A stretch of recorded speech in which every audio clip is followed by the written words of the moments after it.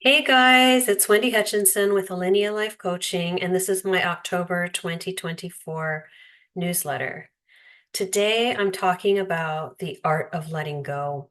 And I've been feeling this incredible quickening as we've approached the end of the year, pushing people to really start to look at the things that have been holding them back in life. And I'm not talking about, decluttering your house or letting go of things. I'm really talking about energetically releasing things that have been holding you hostage for a very long time. These would be things like really contentious relationships with different people in your life, or patterns of behavior that you have maybe unconsciously created to survive when you were a little child, that has really had a negative impact on your life as an adult. And I'll give you an example of that. Sometimes when we're children, actually all the time when we're children, we rely on our parents for emotional safety, for love, for food, for everything, right? Shelter, getting to school, like all of the things. And a lot of times, parents are ill-equipped for whatever reason to provide that for children. Some parents are deep in addiction. Some parents are carrying a lot of trauma from their histories and their lives of whatever. Could have been abuse or maybe poverty, deep poverty or struggle or whatever trauma was happening. There's kind of a generational thread that follows, right? So there's so many different reasons, but as children, what we do organically is we create survival techniques. We create things and patterns of behavior that allow us to get attention, maybe to feel safe, to feel seen, to feel loved.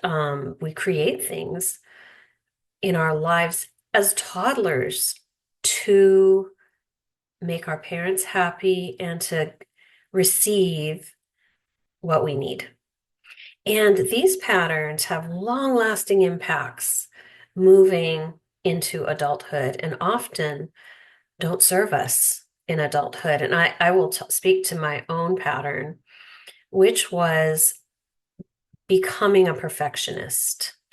Because in my culture, it was very, very clear that unless you were hitting the mark and you were successful and you were making money and you were getting straight A's and you were the best, always the best, and didn't bring shame on your family, that you were worthy. And if you were worthy, you were loved, right? So for me, this pattern of wanting to please my parents began very, very early. I was very compliant. I was not a rebel. I was a small, compliant Asian child, Asian girl. I played piano. I played violin. I did sports. I was academic. I mean, you know the profile, right? So what I found though is that that pattern had a pervasive impact on my adult life because I was never enough. And what happens when you're never enough? You are always overperforming. You are always chasing a marker of perfection, which is an illusion. It's a moving target. Nobody is perfect. You will never, ever get there. And these patterns show up in a lot of different ways. It can show up in consumption. It can show up in people who are shopaholics, people who are addicted to porn or alcohol or drugs or workaholics. There are all kinds of socially acceptable ways that we show up. So we don't even know we have a problem, right? Because it's socially acceptable to drink or to keep a beautiful home or have a killer career because you're a workaholic and you're having a nervous breakdown, but it doesn't matter because you're successful, right? There's so many manifestations of this, but it all goes back to trauma. It all goes back to these coping mechanisms and the ensuing trauma from those patterns that we have brought into our adult lives. So, the art of letting go really is about getting curious about what you do in life. What do you do when you're emotionally uncomfortable? What are the patterns that really aren't serving you? Do you have five storage units because you're a shopaholic and um, you keep buying and buying and buying and never filling the void? That's the thing about our coping tools. Our coping mechanisms never fill the void. We just energetically carry the weight and the pain of whatever it is that's haunting us, right? And it can also be interpersonal issues. You can have really difficult traumas with family members that you have been unable to let go of. And so maybe you have a contentious relationship with your mom or your dad or your siblings or whatever. There's just so many dynamics, that are birthed from our family of origin story. And this is really a time to take an inventory. And you might be asking why. I've lived 38 years and I'm fine and I've never had to confront this shit. Well, I'll tell you why. Because it creates a bind. It's holding you hostage in some way. And it's unhealthy. It's straight up unhealthy.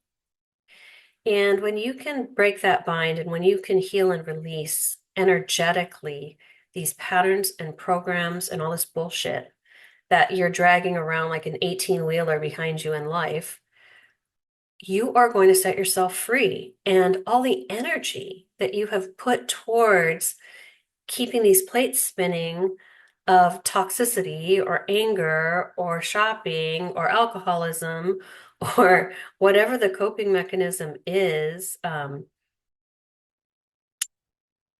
it's a life-changing event. When you free yourself from the bind, it's huge in heart opening. It's huge in altering relationships and allowing you to have healthy relationships. You're not chasing approval. You're not chasing worthiness. You're not chasing emotional security with people who can't give it to you because that was your pattern. Maybe you had parents that couldn't give it to you, so you just continued the pattern, right? And I get it.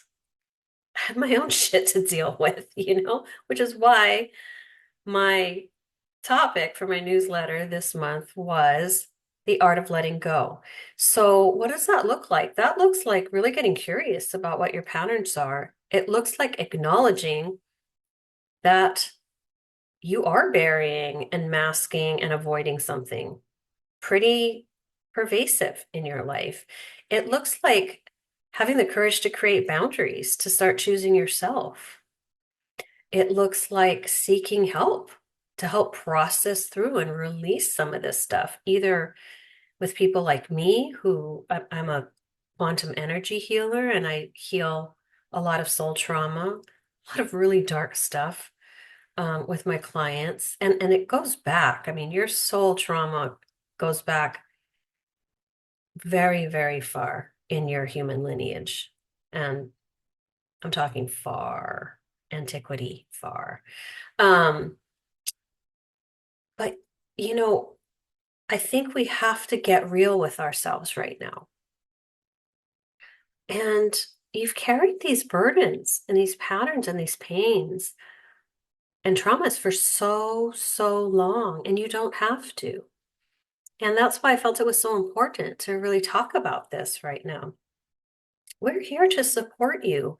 There are therapists. There is so much free content online for you to access. Maybe you're living with a narcissist. Maybe you are dealing with a really difficult parent.